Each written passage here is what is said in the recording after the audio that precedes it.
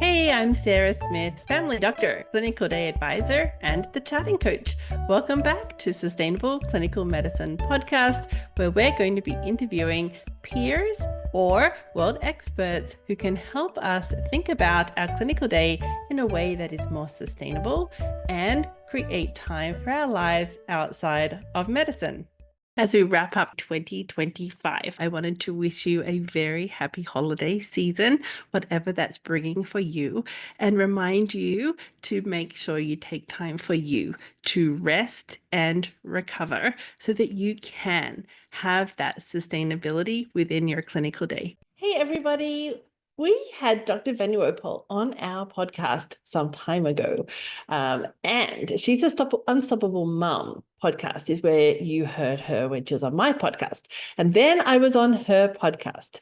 I wanted to bring that episode here because I talk about some practical examples and some stories of how doctors are changing up their clinical day, and a little bit of my story too, of how I changed up my clinical day and why.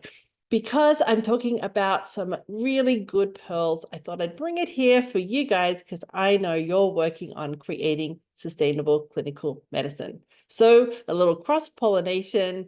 Welcome back. We're going to have Dr. Venugopal and myself having a chat on her podcast, and we're replaying it here. Have a great week, everybody. Hey, this is Dr. Priyanka Venugopal, and you're listening to the Unstoppable Mom Brain podcast, getting your work done at work with Dr. Sarah Smith.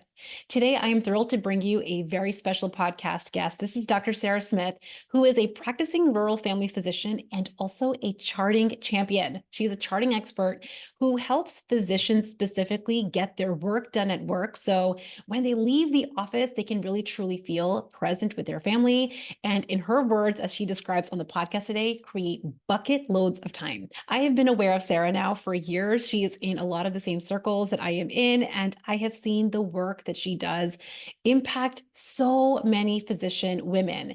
And I knew that a lot of what she teaches physician women could really apply to professionals in every industry. And I know based on what Sarah has shared in some of the circles that we're in, that her perspective, her strategy, and really the mindset that she brings to her clients would be so impactful to bring to this podcast.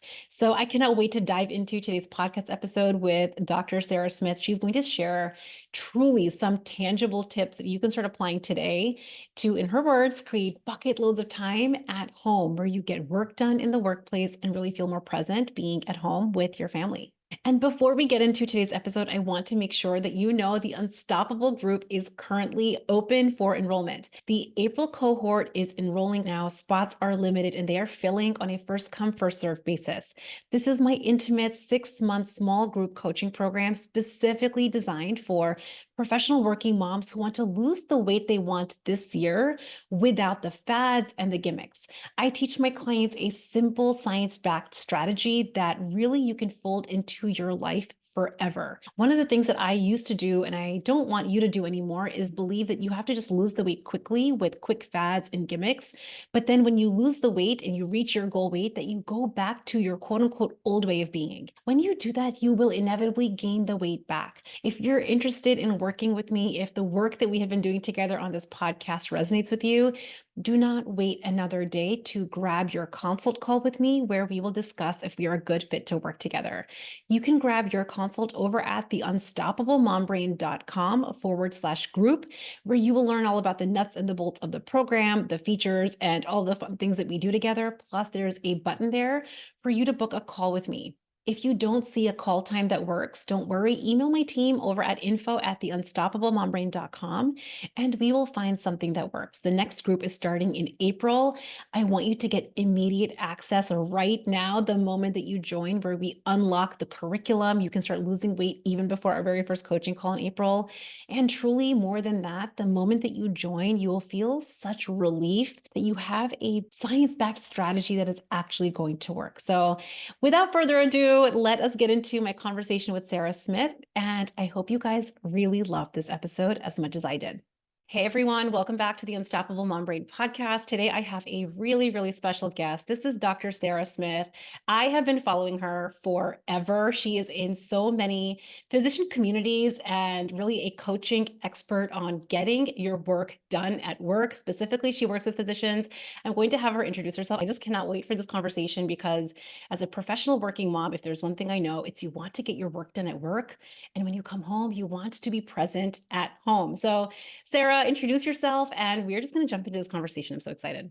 Perfect. Thank you so very much for inviting me. I love this space. I love what you do in the world too. I'm a working family physician. I also work in the emergency department in patients, and I also help physicians and clinicians with their clinical day, like any aspect of the clinical day that's interfering with you getting home with the work of the day done. So I know there's a lot of pressure from different healthcare systems and EMRs and things, but even then, even with your patient load, we're trying to work on your best and most simple solutions for getting you home so you can be the person you want to be at home. So yeah. I love it. So tell us a little bit about how you went from being a rural family physician to becoming, I think of you really as an expert in the field around getting your work done at work. And I know that you specifically work with physicians in charting, but how did you go from being a physician in, probably also struggling with maybe some elements of this to becoming an expert in getting your work done at work and being home? Tell us a little bit about your whole journey. For sure. So it's interesting because this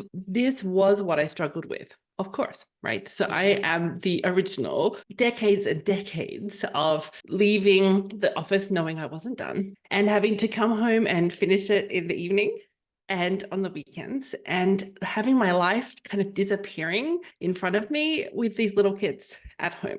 So from my perspective, we have two kids. We have Harrison, who was born when I was in 5th year med school, and then James was born in my year after internship. So I'm from Australia, and I have the fortunate position of having a husband who wanted to stay at home with the kids. So that was awesome. So we had a parent at home, but I would still get the text at like 6:30. This is hours after the last patient left. Where are you? Are you coming home? Like, what is going on? And I'm like, oh yeah, duh, I got to get home. So I'd go home, either help with dinner or be there for dinner, have supper with the kids, put the kids to bed, and then I would be back on the computer. And on the weekend, they'd be like, oh, should we do this weekend? Should we do that this weekend? And I would be like, yeah, I have paperwork. And so my brain was constantly filled with this toss up between, do I say yes to the barbecue and the going out to this thing on the weekend, or do I stay home and get these 3 forms done that I brought home for the weekend or whatever it was that I was working on? And that constant pulling of the difficulty between the mom duties and the work duties, right? And I started in a position where there was no EMR at home. So like this was me. And in the process of this, we moved continents. So we came to Canada 11 years ago, right? So I had bigger kids by then. So we're in a different medical system, a different EMR, a different way of seeing patients. I actually have 2 rooms to see patients in Canada, which is totally different from how I did it in Australia. And the same problems happening again. This time I do have access to my EMR at home. So I would be able to still get the text at 6:30 saying, where are you? Kind of head home and then work in the evenings, but at home. So then it was just me. I was the only one suffering at that point. Right. And this is just like an example of you sharing, like you changed continents, you changed jobs, you had a totally different system. Effectively, your circumstances changed, totally different circumstance, but you were still finding yourself in the same problem. In the same pain, in the same problem. And it doesn't just get better. And every single mentor along the way, I'm like, how do you do this? How do you do the paperwork?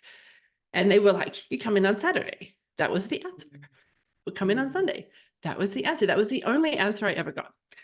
And so on my way to a medical student orientation, I was interested in becoming a more motivational educator for my medical students. I love precepting. I love educating the next generation. That's part of what we do as rural family docs, is we grow our own next, replacement. So I'm like, okay, well, I'll find a podcast. I've never listened to one of those. And so I popped on the one that popped up at the top, which was a life coach. And 5 hours later, the nice big long drive. 5 hours later, the journey of the coaching podcast, my friends. Yes, so good. I love that you're sharing that, Sarah. Very similar for me too. I love it. It was impossible is possible. And I'm like, but you don't understand. This is like the impossible problem. This is 15 years worth of possible problem, right? Right. I'm like, well, I've transitioned country, I've transitioned Right. EMR, I've transitioned patient population. I think this problem will follow me. And I'm like, well, buckle up, sister. We're going to have to figure this out because there's no one else in the world figuring it out. So it was a step-by-step process to first step into the mindset of, what if it is possible to have a different experience of clinical medicine? What if it is possible to be having a different experience of our day that could create what we want? And what did I want? Well, first of all, I said, well, I don't want to work at night. Okay, interesting. I want to be home on time. Okay, so I need to finish hours earlier and with everything done. That means a lot of stuff is going to have to be changed up in my clinical day. But holding on to that, where am I going? What do I want to actually achieve? Kind of starting to open my eyes about what is happening within my day that is stopping me getting there, and starting piece by piece, low-hanging fruit, conversations with others, changing up the way I do things so that my clinical day becomes keepable within the hours of the day. Right. What I'm hearing you say is the pain point was very clear to you. You weren't under any illusion around medicine is amazing and everything about medicine is amazing. You were very aware of the fact that while you loved maybe a lot of what you did as a physician, and I totally understand that feeling, there were so many aspects around your practice of medicine that felt painful, and it was creating your home life that in a way that you didn't want it to. So before maybe you thought, I don't think this can ever change, to, I wrote this down, you said, what if it is possible to have a different experience? And Sunny Smith was actually on the podcast recently. She said, it's almost like when you put questions into the Google search engine, you get different results. So you started planting that question. I wonder if it's possible for me to have a different experience of my work life. And I do this with my weight loss clients. For me to lose the weight I want, what if I could have a totally different experience? And you put that into the Google search engine, all of a sudden the solutions that you find are going to be, they're going to be so much better. So, okay, so keep going. So then how did you get to becoming the charting coach? So I figured it out. It took a full 18 months of starting the process of what do I want and how do I get it, and doing the work of change and creating this different experience, and bucket loads of time. Like, you would not believe the amount of time you can create. Like, we are talking about creating bucket loads of time in your life. Evenings, coming home, sitting on the couch going, I've got nothing to do. What? That's insane. And then weekends of, what are we doing this weekend? Like, it's not even necessarily fun or exciting initially. It's kind of a restlessness of, oh, there's space in my brain.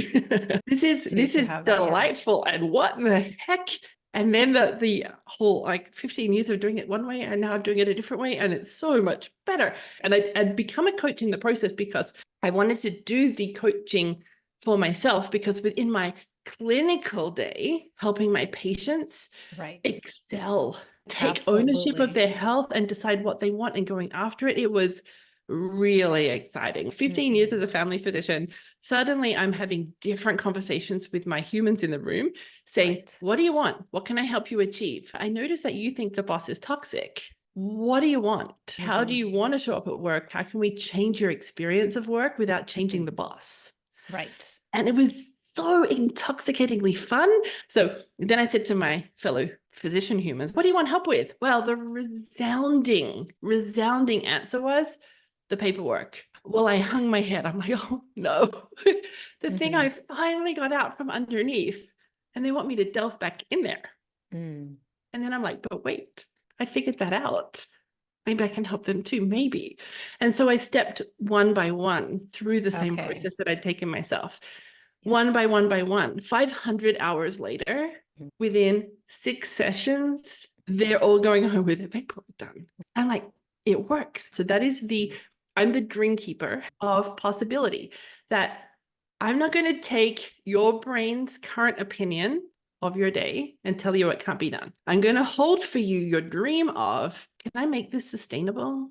Right. Can I make this sustainable my way so that I can achieve what I want to achieve, whether it be my family or my weight loss or my like, can we make a difference within the day to give me some space or time back to do the other things I want to do? And so I won't let your brain get away with the whole questioning of, can I create something different? I'm like, absolutely. It's been done hundreds of times now. Right. And I think that that's like speaks to so much around the power of having a process that works, a process that you've seen work again and again and again. And now it's repeatable in a way where it's not just applicable to maybe a small subset of physicians. It probably applies to, which is why I wanted you on this podcast, applies to high achievers. It could apply to every industry if you identify as a working mom. So when you really parse out and think about your personal experience and what you've seen with your clients, what do you think is the real problem that has been in the way for people to create this on their own? Like what is it in terms of their mindset, maybe in terms of their strategy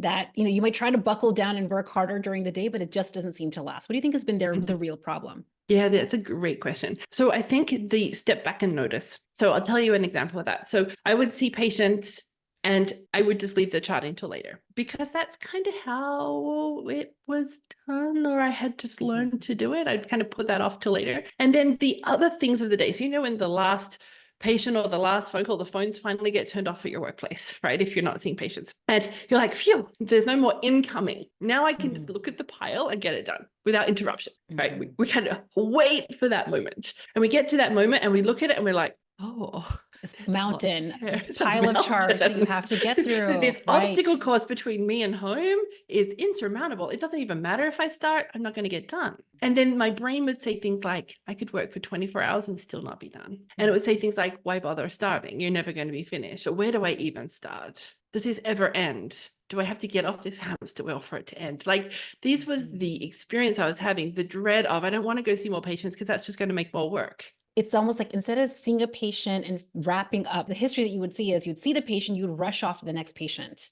Yeah, and it's almost like I'll deal with the charting later. I'll put this off to later. Do you think that the reason that people do that, and I'm curious, and for anyone that's listening, I want you to take this as an opportunity to think about how this applies, if you're not a physician, how this applies to you in your workday, where you take something maybe that feels like a small task, or even maybe feels kind of overwhelming. I'll do this one later when I have spacious time. Do you think that the reason for that is because we're trying to quickly move on to the next patient or the next quick item to do? Or is it because we just don't want to do the charting? We just don't want to do that work and it feels boring. It's more fun to talk with patients. It's maybe more fun to do certain parts of the job and not other parts. Like, what do you think is the reason we would put it off? Yeah, there are so many reasons, but you're hitting a lot of them, is that we have a human brain. So our human brain loves pleasure. Right. And I hate who would have thought? We have a painful story about this unfinished work. A painful story. Charting is hard. It takes too long. Paperwork is hard. Writing that thing is too hard. I don't want to have to think about that. I need quiet or peace and quiet to do that work. That's a real one. Oh, I've told myself this too. I need to be able to focus. I need to be in the flow to get my best quality work done. That was too frustrating. I don't want to go and write that down right now. Any of the above, like, because it's painful. Pleasure is, I can go to that next meeting. I can go see that next patient. Like that's much more pleasurable. I just, my brain is more entertained by that.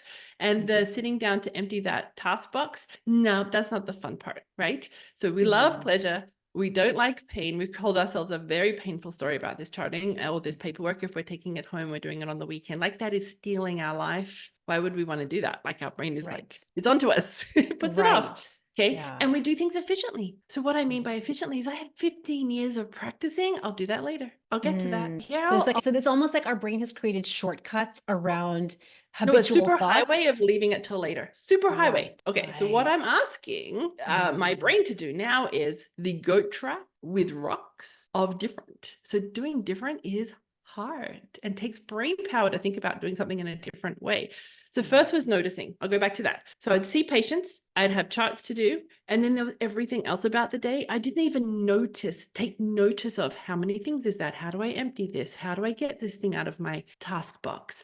I had no step back and think about it at all. I'd never been given a strategy about how do I design this so that I can get home. I'd never even contemplated that that was a question that could be asked. It was simply shit that had to happen within my clinical day. It was the stuff that happened. So there was hundreds and hundreds of things that would come in a day. I had never counted them. I had never had any appreciation about how long it takes me to get something out of this inbox. So say you want to get home 2 hours earlier, right? So a lot of my physicians, when they first kind of start looking at their day, they're like, oh, the patients leave at 4:30 and I leave the office at 6:30. Interesting. I wonder why. And so they start noticing the process of how they kind of get there and the things about the day. And then they want to choose a different way. Right. So if they're going to choose a different way, they have to ignore the super highway of how it's going to go easily and start using the goat track and making the goat track of, I see a patient and close the chart. That is not normal for my brain. Right. And so now that is the goat track. That is the obstacle. I'm going to hit my toe a couple of times. It's going to hurt to do this, see the patient close the chart, because that is not my normal way. Everything about my being wants to hop out of that chair and go see the next patient. And go to, we want the super highway. Right. Because I have taught my brain that the next patient is more important than the note. Okay. So if you want different, it feels uncomfortable. It is much less efficient. It takes longer initially. It is not a pleasant journey. Right. Superhighway is way more comfortable than the goat track of nip and unpleasant. But we want to choose the discomfort of, what if I started to make changes about my day that were going to keep things that I'm doing closed behind me, right? So as I see something and I do it, and I see the next thing and I do it, and I see the next, so see a patient, and that complete encounter is done. Now, instead of a disaster following me of things I'm just putting in the cart for later, it's empty. And I'm like, ooh, that's fun. It's almost like you end up having a little bit of a love affair with the results you're going to create, even though there's discomfort along the way. Your eye is on the prize of like, ooh, but the cart is going to be empty. I'm not going to have a pile of paperwork sitting on my desk. I think this is really important to highlight, that when you start something new, because you're used to the superhighway and we're talking about being on a goat track with rocks. I love this visual so much. When you do something new and it does take more time at the get-go, maybe it's not smooth right off the bat, you do stumble. How do you navigate it affecting other teammates or your colleagues or maybe other physicians or, whoever else you're working with? They're going to get slowed down because they're used to you. Listen, they're used to you being the workhorse and just like getting it done, and you spending your own personal time to do the charting. So how do you talk about navigating that obstacle for someone that does want to make the change, but maybe the change is going to affect their teammates, their colleagues, their staff? Okay. I'll give you an example. This is a good one. Thank you for this question. So I had a palliative care physician come into my space. She's like, but I work with a team and we all walk together to do the ward round. I'm like, great, good. I said, do they all want to go home on time? Yes. Okay. Sounds about right. Right. Yeah. And are they all going home on time? No. Why? Well, they're doing their charting. Interesting. I said, what if we said, hey guys, who wants to get out of here on time? Oh, yes, please. That'd be great. Okay, great. What would it take to start to make a difference within our day so that what will happen is we'll go in and see Mrs. Jones, and then we will do that and complete that and move to the next one. What do you think about this idea? And they were like, well, that's an interesting and odd, but I'm willing to try it if there's this possibility of getting out of here 2 hours earlier. Well, dang it, 2 or 3 weeks later, they're like zipping through that ward round. All the notes are done. They're delighted. They're all going home. And the other teams are going, what did you guys do? Right. And Sarah, what you're describing to me, this is for someone like me who has historically been like, I might be confident, but I've always been a little bit of I might be shy to put these kind of ideas out there in a team space. So I wanted to drop that question here because sometimes it feels scary to be someone that introduces a new concept in the workplace or to your team, or maybe you're not in a leadership position, you're an associate in a practice, but also what we're talking about is practicing courage, really practicing, using your voice to feel courage and take a step forward, because what we're talking about is trailblazing. Trailblazing is changing the culture of how women work so that is the prize worth it for us to feel courage, the discomfort, choosing the goat road and these rocks and getting the team to buy in. I love the story you're sharing because now the whole entire community of the people working get to benefit. The physician, the social worker, the dietitian, the nurse practitioner, they're all doing their notes as they go. And they're all having a different experience and they're seeing the same number of patients and they're done. At the end of the ward round, everything's done about those patients. There may be some conversations to come back to. The family want to talk. Sure, we'll send the right person back for that conversation at the end. But the actual seeing the patient and figuring out the work of the day for this person, all wrapped up, right? Yeah. So that's just kind of step one. And then the other pieces that may have had to change about that. for instance, interruptions.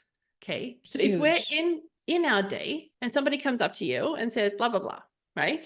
What are those? Just taking notice of who interrupts you and what do they ask you? And then the step back would be, I noticed that I get asked, this every day. What would I need to do, say, have a conversation about to empower that person to have the answer before, ahead of time? Or if it is me who has to make that decision, when do I want that question? Which interruptions do I need right now? And which ones should we batch? And I'll come find you at X o'clock and you can give me all the questions. I'll give you all the answers. What I'm hearing you say is there has to be almost like a retraining of, number one, how we train ourselves to batch interruptions. So we have to go first. We have to first say we are going to not allow ourselves to get interrupted all the time. Our door is not an open door policy when in the middle of the work, in the middle of a project, I'm not interrupted, right? So we have to have the discipline on ourselves to batch when we're allowing interruptions. But the second piece of what you're talking about is really having an infrastructure and almost retraining your staff, your team, your colleagues, unless there's an emergency, that these interruptions also have to be batched. Do you find that there's a lot of resistance to that with the clients that you've worked with? Because I know for me, I used to feel like I want to help everyone. I want to be that helpful person in the office. So I'm curious, like, whether there's resistance around wanting to be helpful and not wanting to take that away from staff, colleagues, friends, versus what you're talking about. Okay, so it sounds really lovely to be open door policy, but I want you to notice the internal when you're now putting out all the fires, right? So it's not normally, oh, I'm delighted by you interrupting me. It's like, oh, I'll put on my happy face because I said open door policy. I know I have open door policy, but this is starting to hurt me, right? There are ways to be leaders within your place. And you may not be the leader or the boss, but you are a leader within the team that you work in. When you're teaching people to come find you because you would love to help them and they use your brain for all of the answers, it's exhausting versus, hey guys, when you come to me and say blah, blah, blah, I need a little more information than that. Right. If this photocopier is on the blink, what do we need to do to fix it? Does someone want to make a call? Who's going to be best at that? And starting to set up these conversations or finding time when we can use our people to their highest level. And training them to operate in that way. One of the things that I have seen with my clients, I'm curious if you've seen this, I feel like it's true with physicians, is we're not even aware of how much we have been wanting people to need us. We have been wanting to be the person with all the answers. And I think that it's, unless you're aware of your tendency and the mindset around this, you might be operating without being aware. In my experience, what I've seen is women, professional women, we get a sense of pride and accomplishment and worthiness and value when we are the person that people come to with, because we want to be the ones with the answers. But I think the work that at least I've done with my clients, and I'm guessing this is very applicable here, is what would it be like for us to create our own pride, our own accomplishment, our own satisfaction, value, and worthiness without it being attached to people needing us. And how amazing we get to hold them in their highest regard and let them operate with their most efficient work strategies. And then we get to also be the most efficient and actually go home and live our life. Yeah. And it is a process to get there. So I remember when we were doing some work early on with team building, and we were talking to we had a facilitator within these conversations, which was really helpful. And it was great training for me to even see how do we work as a team. And it is really hard to let go when you're at that really high professional level, because the people that you're going to give a task to will not do it the way you do it. And one of the most important things I learned was, what if they could do it better than you? And I'm like, no, I want to be the best. And then I said, okay, well, I know that when my brain objects to a statement, it usually means I need to press in and kind of figure out why that is. I'm like, okay, all right, I won't immediately reject that comment because I know for sure I can always do it better than them. But all right, what do you mean? So we had Let's just be a little curious, just a little. What? I can always do it better than them. All right. So a form, my favorite thing in the world is not a form, just so you know, I'm being very sarcastic. At the end of a consultation, the patient brings out of their bag and hands you the form and says, oh, here, I need this done. You can do it when you have time. And my brain would say, there's an hour of my life gone. But it wasn't just an hour of my life gone. It was often an entire weekend because I bring home these forms that people said I could do in my own time. Yeah. And I would leave them there while I cleaned the house and refused to go out because I had paperwork. But I would do literally anything else because they were so painful to think about. And when I went to work on Monday, they still weren't done, which was just drove me completely bananas. I would fill in the form. I would find all the things in the chart to attach to the form. I would have this nice big package and I'd give that to the ladies and say, send that off, right? Hours and hours of very exceptional work, very exceptional work. I would despise every minute of it. Okay. Right. And then there's these humans in the world who love doing forms. And I'm like, they better at it than me. What? And they actually can be taught what to attach to this type of form. And they've got the time to do it. And so actually they end up better at it than me. All I had to do was, hey, come alongside me and say, what would you attach to this type of form? That was a great question. If they didn't know the answer, I could teach them. And then I would say, don't send it. Just pass it back to me so I can just see if we got it right. Oh, I noticed that you didn't go find blah, blah, blah. That's also important. Here's where you find it in the chart. And we hand it off. And they do it better than me because they do it today. And it's done, not in 8 weeks' time when I finally overcome my objection and get it done, right? To get the bucket loads of time, which is like the forever wish, I think, of the professional working mom, who the number one thing I hear is I don't have the time or I don't have enough time. To get the bucket loads of time, there's an investment of time at the start. There's an investment of effort and energy and bandwidth to train yourself, number one, to train yourself to let it go, and also to train your team, your colleagues, your friends, your partners, whoever is in your bubble, in how they can be optimized. And so I imagine this is part of the discomfort we're choosing, the goat road with the rocks. We're choosing this discomfort because we want the bucket loads of time later. Yeah. And we want to be able to say, what is my highest level work in my day as a professional person?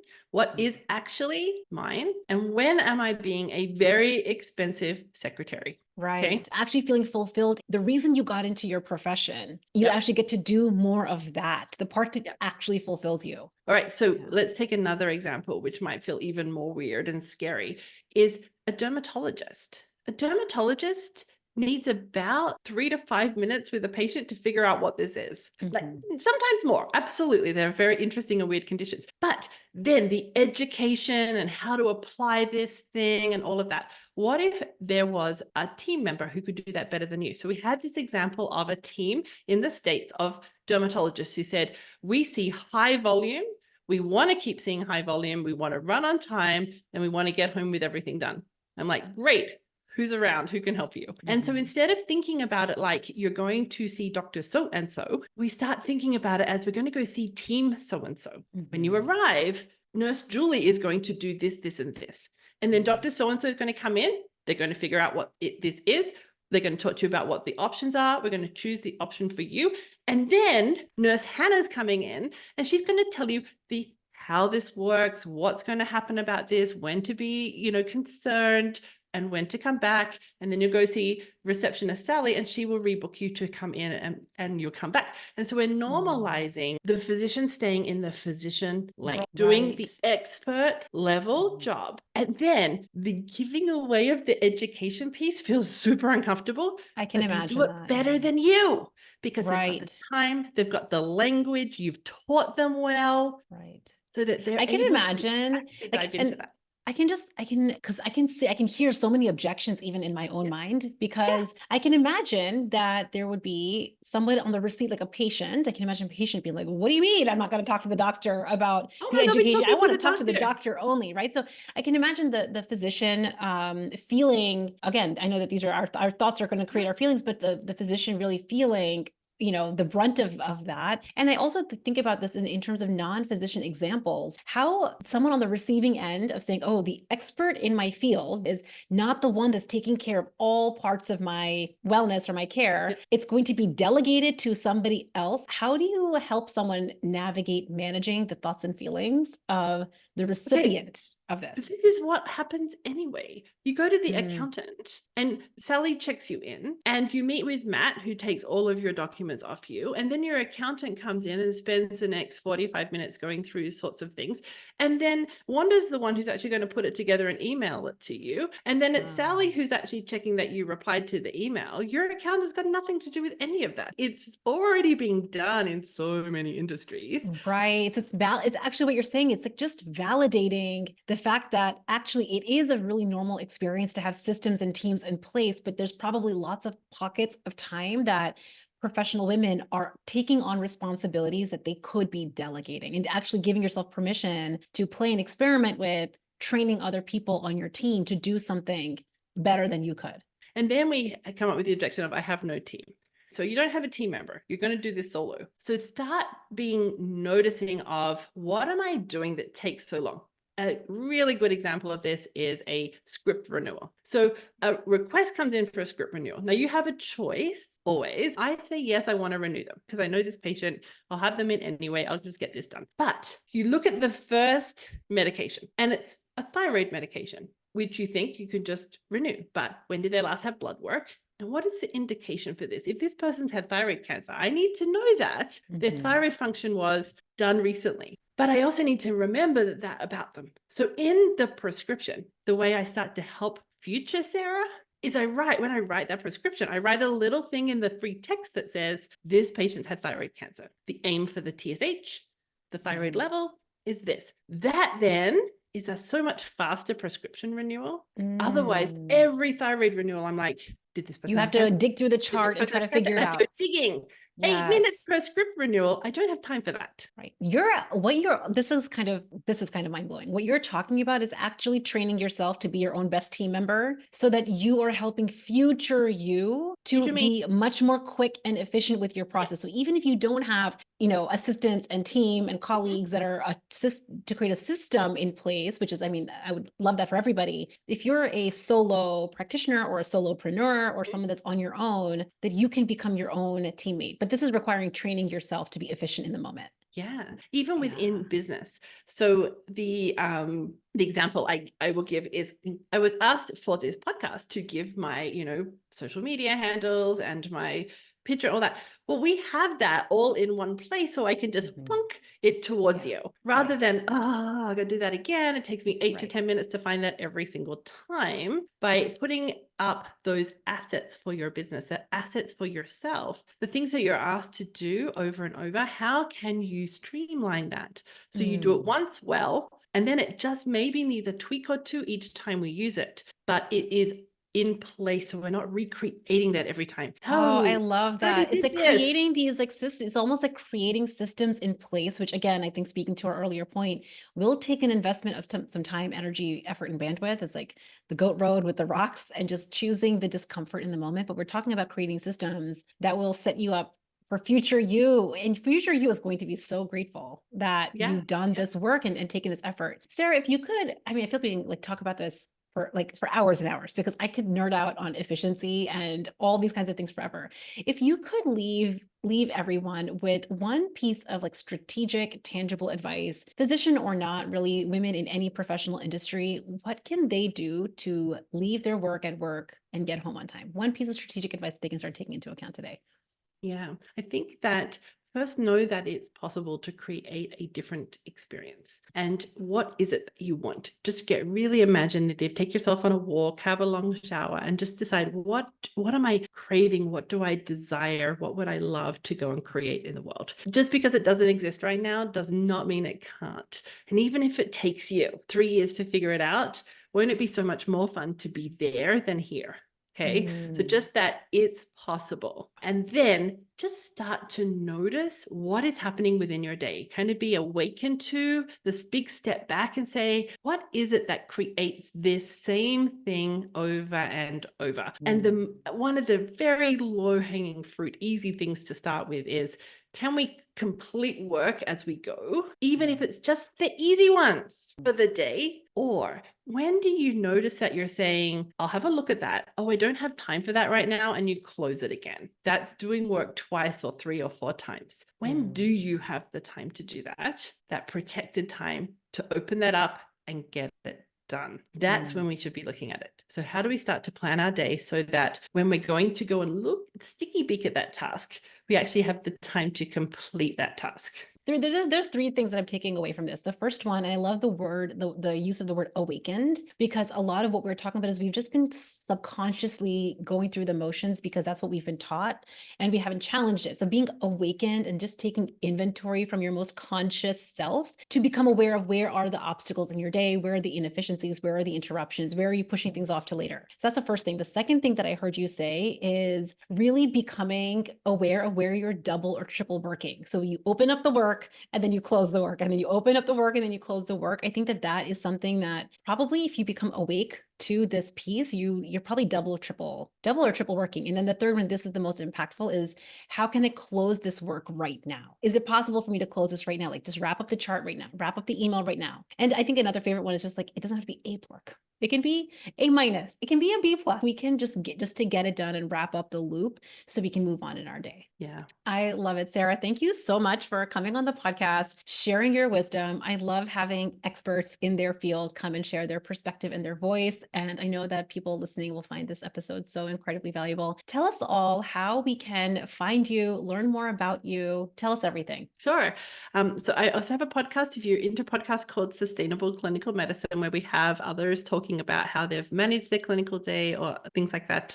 Chartingcoach.ca is where you'll find me in terms of a website, or on Instagram as Charting Coach, or in Facebook as Charting Coach. So yeah. I love it. Tag us on Instagram if you found a nugget, tag us both and let us know what you're taking away from this episode. I just find that when we really anchor to what we're taking away, we're not just passively learning, which I know is fun, guys. I know listening to the podcast is fun, but we want to start actively implementing the things that Sarah talked about on this podcast. So tell us what you're going to start implementing today. And I hope you guys all have an amazing week. Sarah, thank you so much for coming onto the podcast. And I'll see you guys all next week. Bye. I am just blown away by this conversation. I love bringing guest experts onto the podcast to share their perspective and their unique angles in how their work is impacting the lives of professional women. So I hope you love today's expert, Dr. Sarah Smith, and everything she shared. Truly, I love it when she said bucket loads of time, because I just know that the number one complaint, I know this was my complaint, and what I see with my clients is the thought, I just don't have enough time. But I think what Sarah shared today was just starting with the possibility, getting curious. I wonder what if it could be different. Hey, if you found this podcast episode helpful, I would encourage you to like and subscribe. Every time you do, you help a colleague or friend find our podcast, and it can help them too. Don't forget to share it along with your friends. If you're looking for extra help, don't forget we have Charting Champions for physicians and Smarter Charting for nurse practitioners and other clinicians to help you get home with your work done. We are helping you create sustainable clinical medicine. Thanks for listening.